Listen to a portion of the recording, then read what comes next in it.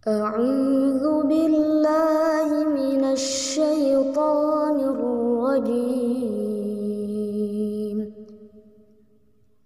Pak, sudah? Ada berapa maknanya? 14 ya. Kita bahas berapa? 3 kan? Dari 1, fungsi ba itu menjadikan semua kegiatan kita tertuju untuk mendapatkan ridha siapa? Allah. Namanya apa? Sababiyah ya. Dengan sebab Allah menetapkan ini saya minum. Karena Allah saya berpakaian. Kalau sudah karena Allah nggak mungkin maksiat. Masa Allah dibawa-bawa dalam perbuatan maksiat? Jelas ya?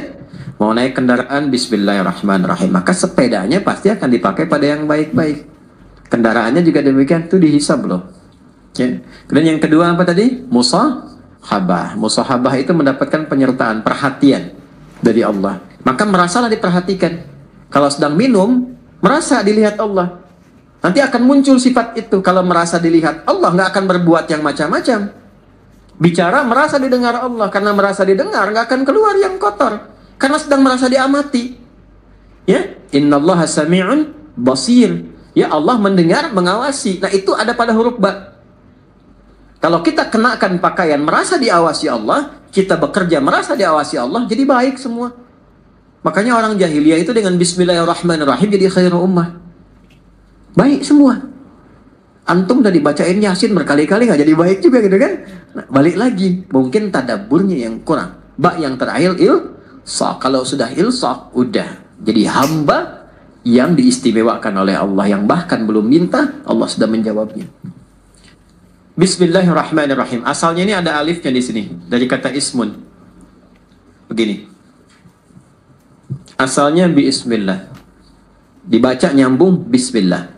Dan cuma di bismillahirrahmanirrahim alifnya hilang. Wahyu pertama turun apa? Hah? Bacanya apa? Ini yang tidak tepat. Wahyu yang pertama turun itu bukan Iqra. Kalau diperbaiki ya. Wahyu yang pertama turun itu bukan Iqra. Tapi wahyu yang pertama turun Iqra bismi rabbikal ladzi khalaq. Karena saat turun Iqra, Nabi jawab ma'ana biqari. Iqra ma'ana biqari. Itu perintah Jibril, baca. Ya? Allah mewahyukan, baca. Kata Nabi, saya betul-betul nggak bisa baca. Sudah pakai ma, istifham, pakai ba taukid. Ma'ana bi, betul-betul saya nggak bisa.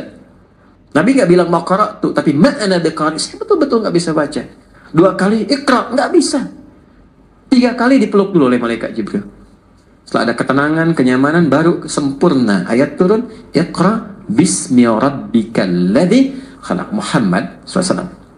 Baca, karena Allah yang telah menciptamu. Kalau mencipta engkau aja begitu mudah, apalagi hanya menuntun engkau untuk bisa mengikuti bacaan. Jangan baca karena engkau nggak pernah belajar. Nggak pernah punya guru yang mengajar. Nggak pernah sekolah. Lakukan karena Allah, maka semua yang sulit akan mudah. Karena itu di bismi rabbikal ladzi khalaq itu ada alifnya. Silakan cek di surah Al-Alaq tuh, surah 96 ayat 1. Iqra. Ya, Iqra begini.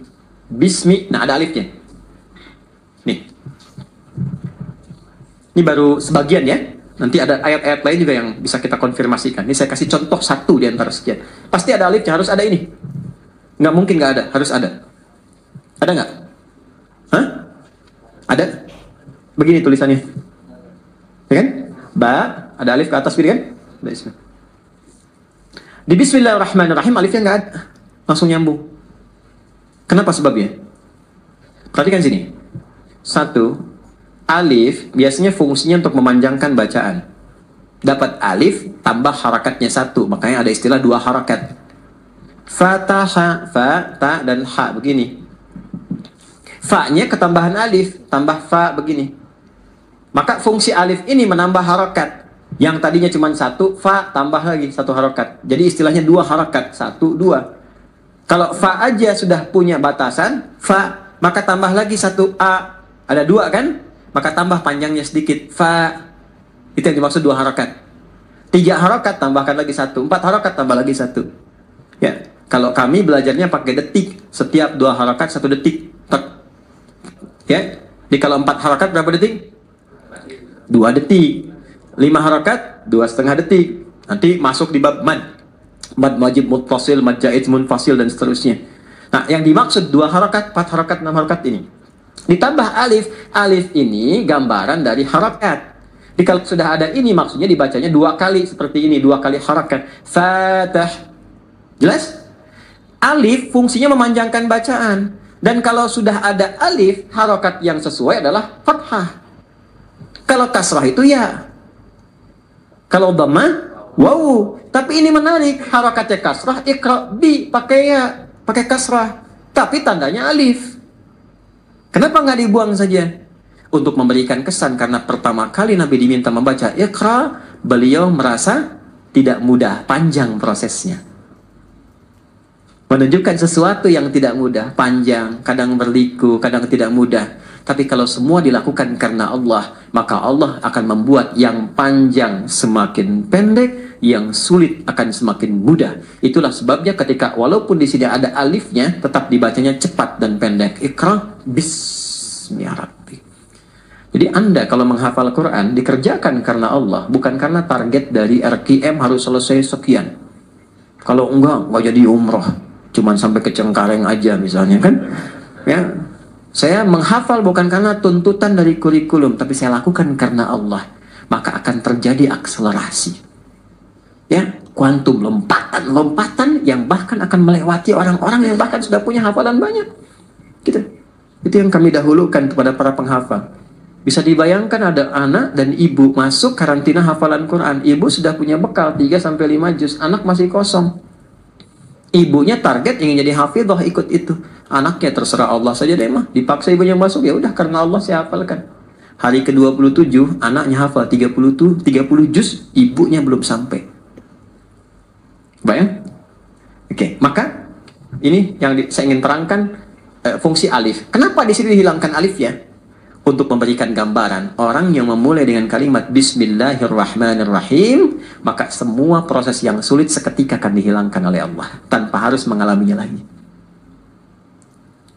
Paham? Gitu. Tapi dengan cara baca yang benar. Ya, makanya orang dulu tuh Bismillahirrahmanirrahim. Ada yang dapat begini, mudah begitu, karena cara bacanya benar. Ya, orang sekarang baca Bismillah niatnya pengen terbang. Pengen jalan di sungai, kan? Sudah nggak betul, kan?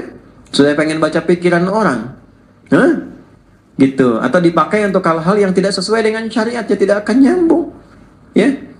Ya kesembung main layangan, nggak nyambung sayang. Ya? Paham di sini? Baik, itu alif tuh. Sekarang ismun, nih, sin dan mim. Asalnya dari kata apa?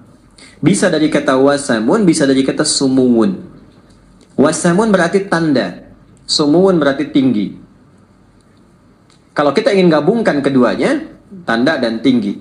Orang yang senantiasa melakukan perbuatan dengan awalan Bismillahirrahmanirrahim, meniatkan karena Allah, maka hamba itu akan langsung ditandai oleh Allah Subhanahu wa Ta'ala dan ditinggikan derajatnya di hadapan Allah. Sadaqallahul azim.